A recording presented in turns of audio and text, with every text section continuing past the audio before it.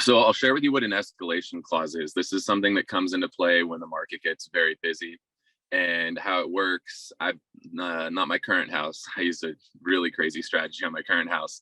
My last house, I used an escalation clause. What that is, when you get into a multiple offer situation, you tell the seller, we will pay X dollars above the highest offer received by such and such time.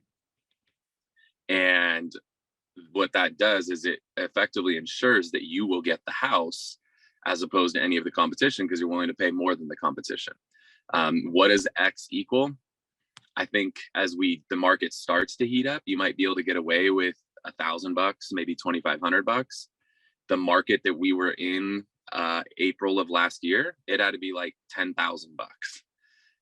People weren't getting excited over an extra $1,000 then. It needed to be a big number. In order for an escalation clause to work, and the where you use this is you call a listing agent, they say, oh, I already have 20 offers on a property.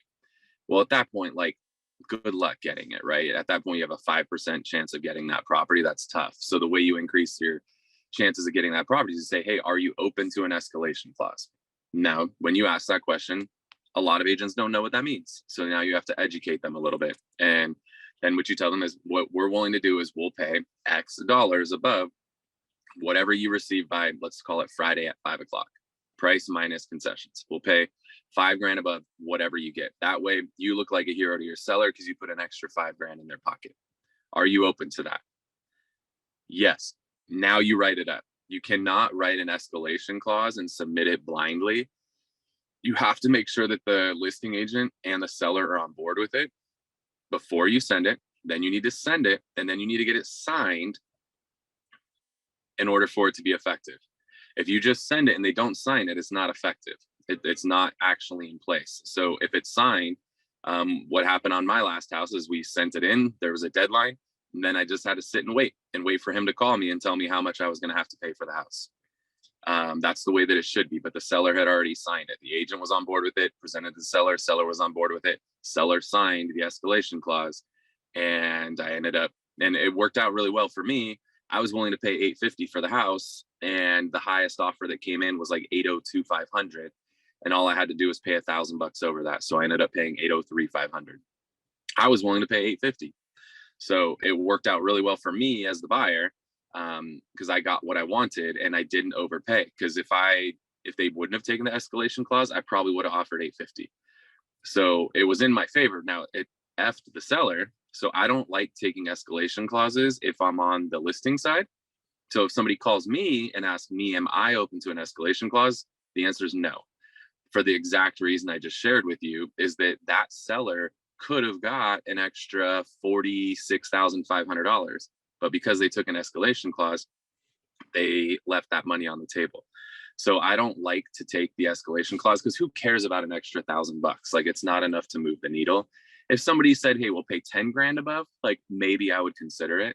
But a lot of times people will say they'll pay $1,000 above. $1,000 doesn't move the needle. I would rather tell them, hey, I have 20 offers on the table. I need you to come in. I need you to put your best foot forward. Like, put it all on the table.